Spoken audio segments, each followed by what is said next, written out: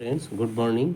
দেখো, আরেকটি পরিমিতি অঙ্ক বলছে একটি বর্গক্ষেত্রের বাহুর দৈর্ঘ্য 10% বৃদ্ধি করলে বর্গক্ষেত্রের ক্ষেত্রফল শতকরা কত বৃদ্ধি হবে।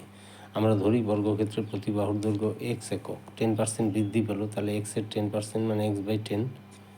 এখন বাহুটার দৈর্ঘ্য কত হবে বৃদ্ধি পাওয়ার পর, তাহলে এক্স প্লাস x/10, তাহলে 11x/10।